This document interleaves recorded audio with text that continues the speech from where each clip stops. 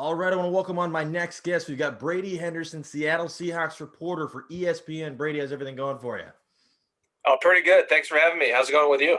I'm good. I'm good. So what's going on with the Seahawks this season? Because last time we talked, they're the cream of the crop of the NFL. Now they're losing to the Giants, and they squeaked. They blew out the Jets. But what's going on? Yeah, kind of been up and down a little bit for them in the second half, and they started out really hot. NFL's highest scoring offense, and their offense is still by and large been okay, but they hit kind of a rough patch there. Russell Wilson was the MVP frontrunner clearly for much of the first half of the season. Then he got into this turnover funk. He has mostly gotten out of that, and he's sort of got back to closer to the level he was playing at earlier in the season, but.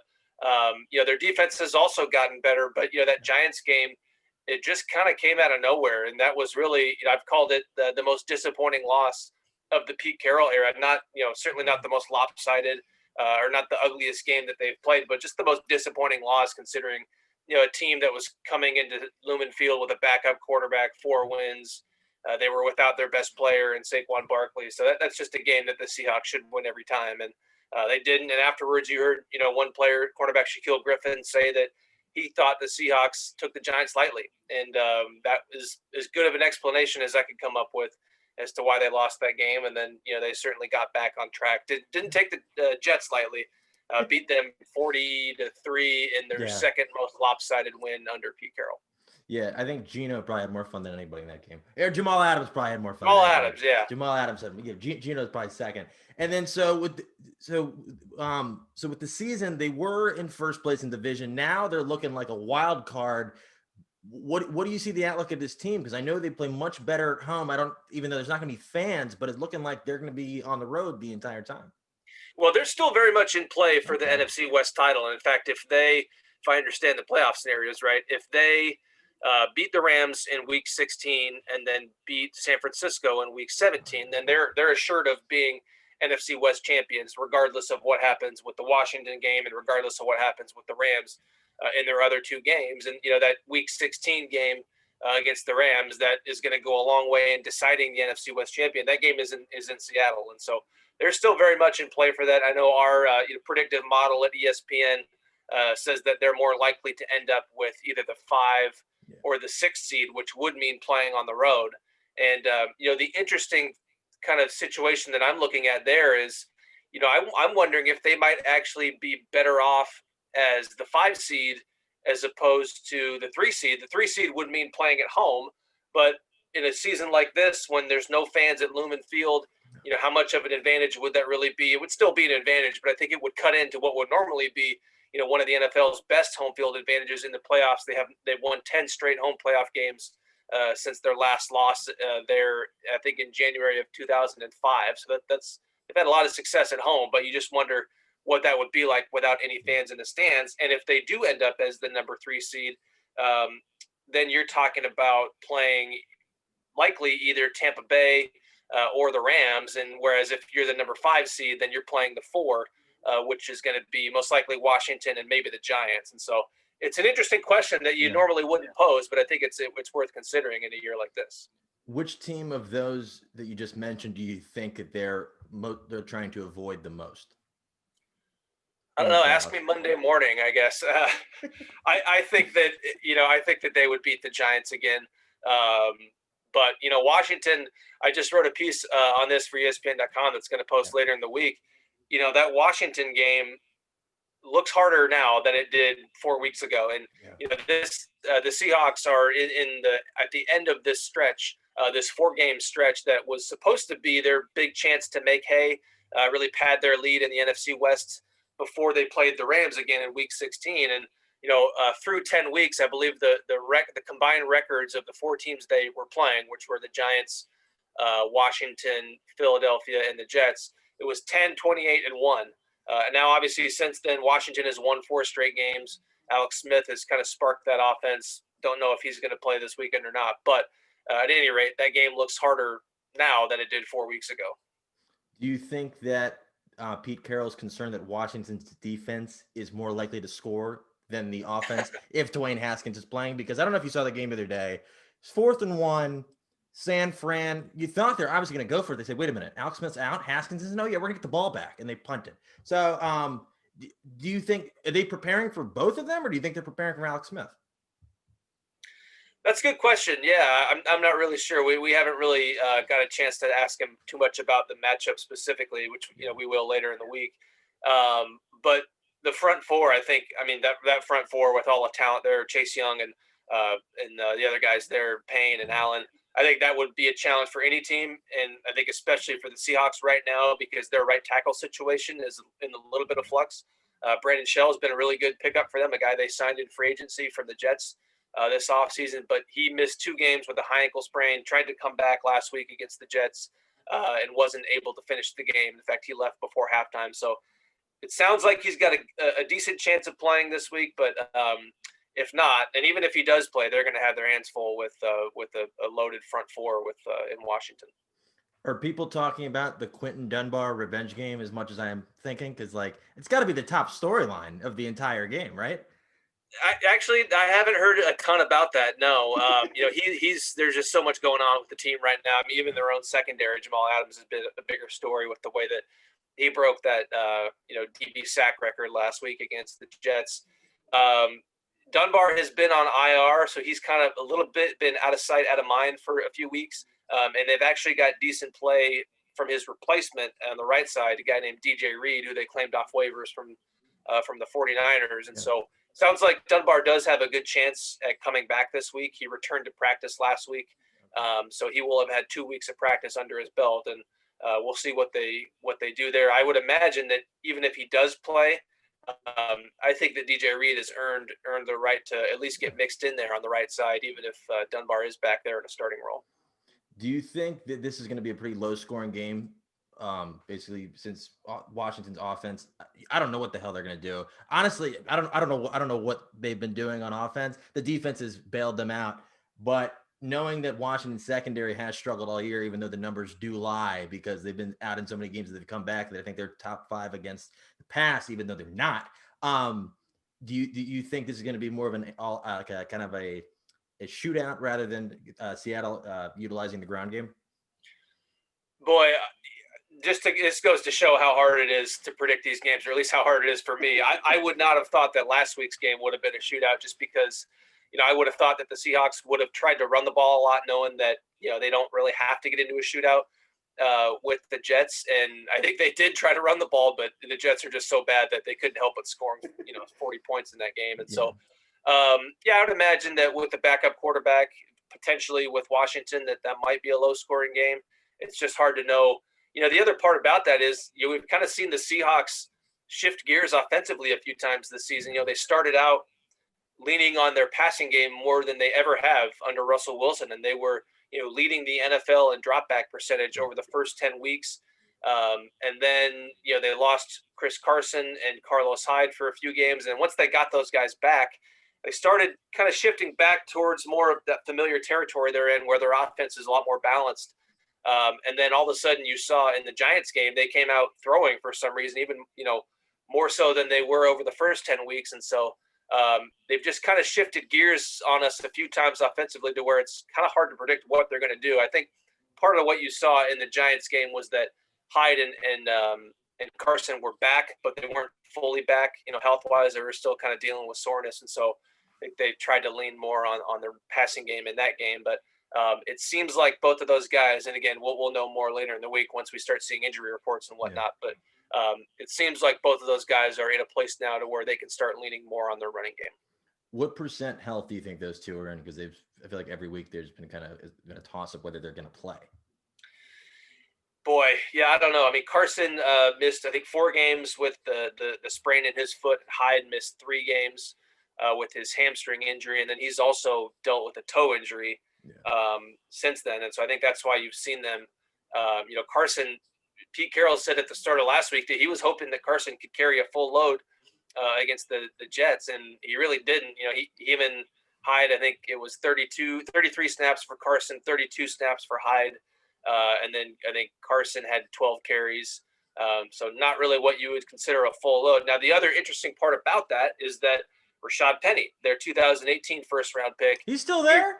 He's still there, yeah, and he was actually coming on last season in a complimentary role to Carson. Then he tore his ACL in mid-December, and he's been out since then. He returned to practice last week, and it sounds like he's got a chance. Sounds like they're keeping an open mind about the possibility of him playing this weekend at Washington. Now that he'll have 2 full weeks of practice under his belt. The one thing that I'm curious about there, and then you can help me fill in the blanks here and tell me if I'm off base here, but that field in Washington does not have a good reputation at all. No, and I'm wondering if that maybe is not a good place to bring a guy back in his first game back, coming off a torn ACL. So I wonder if even if they feel like he's capable of playing in this game, maybe they might want to wait one more week. I don't know if you ever saw The Longest Yard with Adam Sandler. Remember when the guards flooded the field? That's FedEx. Okay. No, it's not. But it's not a great field, and a lot of quarterbacks have gotten hurt. Running backs, I think Peterson tore his ACL a couple years ago there. I remember the 2000, the wild card game in the 2012 season, Seahawks and Washington. That was the game that RG3 re-injured his knee. Chris Clemens, a defensive end for the Seahawks, he tore his ACL in that game. I remember he told me a couple years ago that they were walking around the fields the day before games, which they usually do before away games. And he told me he had serious reservations about playing on the field the day before, and he ended up tearing his ACL the next night. No, because I know who was I talking? Oh, I was talking to former Seahawks Lofa Tatupu. I think it was after Kyle Allen got hurt. And I said, "You played at FedEx. Do you have any problems?" He said, "No." I said, "Interesting." So the field is it's like a middle school field that they have, or maybe it's like that's the people they use to maintain it. And then around the NFC West, it's been moving all year. First it was Seattle, then it was Arizona. Now the Rams. I think Niners are probably out of it at this point. Do you think the Rams are the real deal? Because I've been thinking they haven't sold me yet. Yeah, they've got a pretty good defense, and their first-year defensive coordinator has done a pretty nice job with them. There's obviously a lot of talent there on that side of the ball, and maybe 2 of the 10 best defensive players in the NFL with Aaron Donald and Jalen Ramsey at cornerback. So I think their defense has been more so what's carried them this season, which is typically not what you've associated for the first few years of the Sean McVay era there. And I think that the Seahawks are a pretty evenly matched team with them. It's kind of opposite teams in terms of, the Seahawks are, their offenses by and large carried them this season. And it's kind of the other way around with Washington. I know one of my colleagues at ESPN, Lindsey Theory, wrote this story recently, just wondering if Jared Goff is the guy there. Is he more than just a good quarterback? Is he a quarterback who can carry a team to a Super Bowl? He's had his own turnover issues this season. And so, I think the Seahawks and Rams are pretty evenly matched. The Seahawks have the better quarterback and probably the better offense overall, but the Rams have the better defense. That said, the Seahawks defense this is not the same defense as it was in the first half of the season when they were setting records for futility. They've kind of settled down there. Their pass rush has really gotten going. Adding Carlos Dunlap there at the trade deadline has been a huge boost for them. Getting Jamal Adams back from his injury has been big too. And I think they've just kind of settled down and gained some continuity that they did not have early in the season when they were trying to break in new players without a normal off season to do that. Do you think the Cardinals, like we've seen the best of what the Cardinals can be this year, or do you think they're still a wild card that has a chance to make the playoffs? Well, they've put themselves in a tough position with that big losing streak that they went on. And, I think they have 1 fewer win than the Seahawks right now. Or no, I'm sorry. What are they, 7-6? I can't remember the exact record. I think so, yeah. Yeah, so that's going to be tough for them to win the division. I think they're more so looking at a wild card team. But with that extra spot this season, the NFL playoffs expanding to 7 teams in each conference, they're certainly right in the mix there for that 7th spot. I also one other thing. I saw they activated Josh Gordon. Is there anything with that? Yeah, so Gordon he has been conditionally reinstated.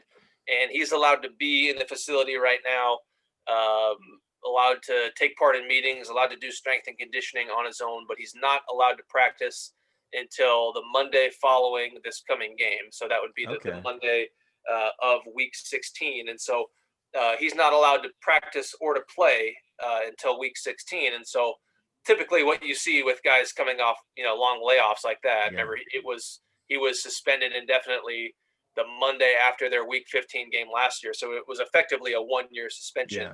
Yeah.